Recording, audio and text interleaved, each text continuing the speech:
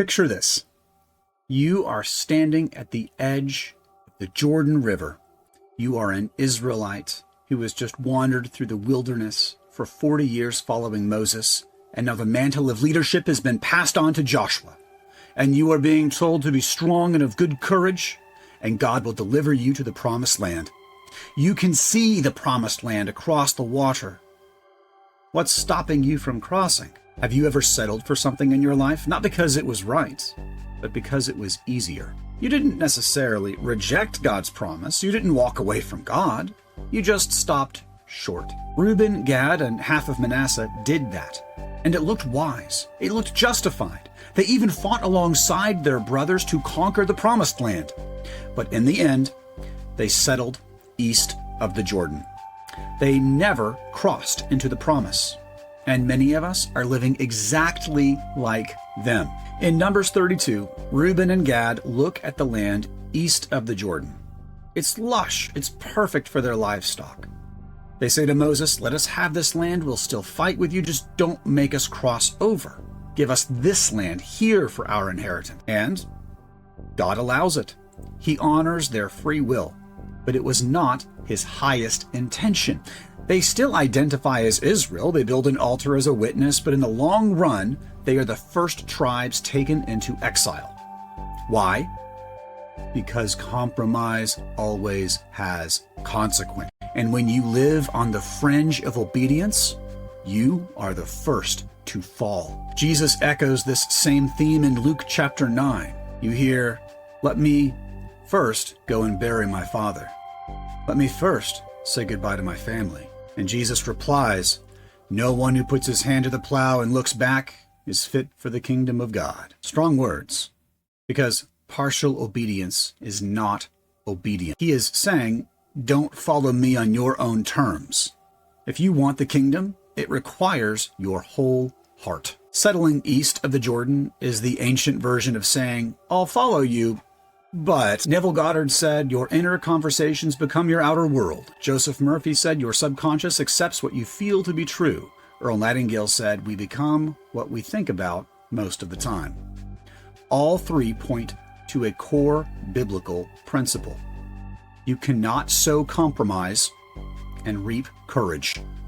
You cannot imagine partial faithfulness and receive full blessing. Reuben, Gad, and half of Manasseh imagined a life that looked good, safe, manageable, in their control.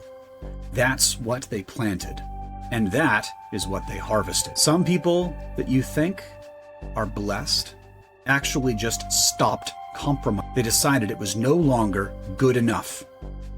Psalm 37:4 says, "Delight yourself in the Lord, and he will give you the desires of your heart." But delight is not halfway. It's not negotiable. It's surrender. Going halfway is not enough. You have to go all the way and surrender to God. And desires that are shaped by delight in the Lord are never satisfied with settling short. Paul said it this way, "Do not be deceived. God is not mocked. For whatever one sows, that he will also reap." Galatians 6:7. This is not just about morality. It's about creation. It's about how the kingdom works.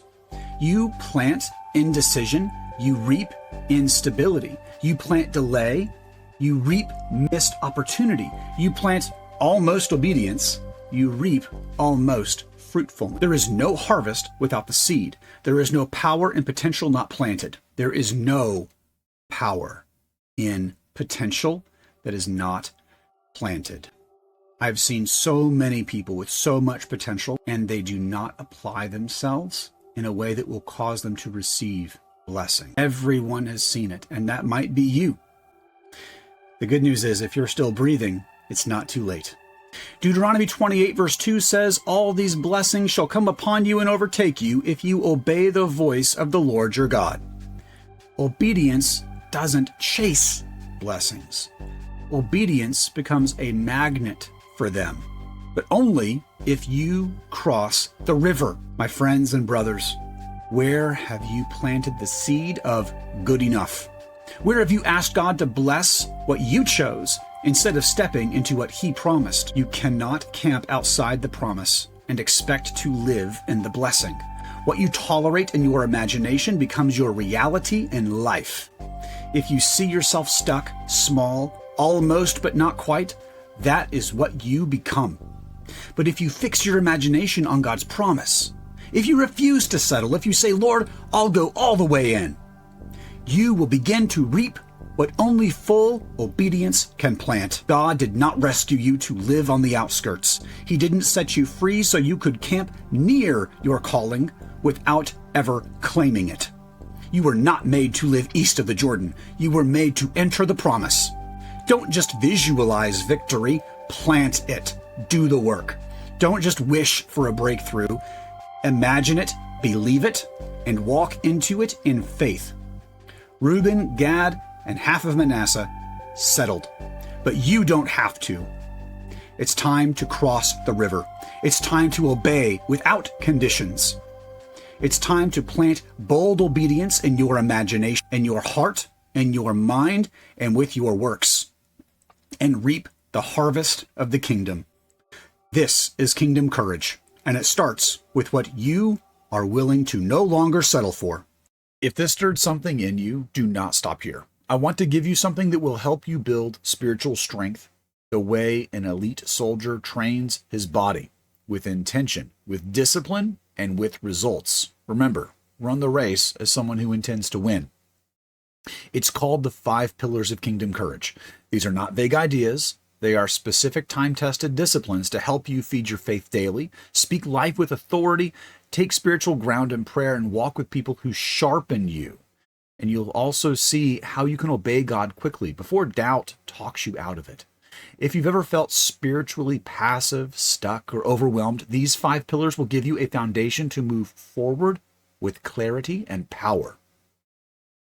Click the link in the description and you will be sent to a 1-pager and worksheet and a video that will walk you through the whole framework. If you're ready to stop coasting and start building, this is for you. Click the link, grab the guide, and I will see you inside.